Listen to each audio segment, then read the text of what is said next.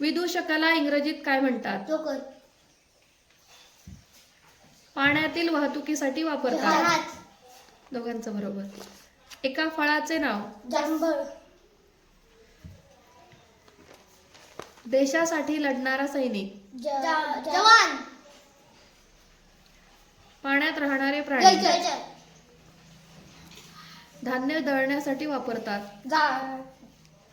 चला. जात. केळीसाठी प्रसिद्ध असणारा जिल्हा? जळगाव. एका फुलाचे नाव? जास्वंदी. दोघांचं बरोबर. एक गोड मिठाई? जिलेबी. उंच मान असलेला प्राणी? जिराफ.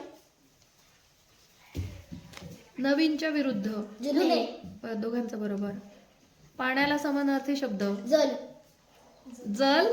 जल. एक ज्ञानेंद्रिय? जीभ. खूप साठी शब्द? खूप. जास्त. लांबच्या विरुद्ध? जवळ.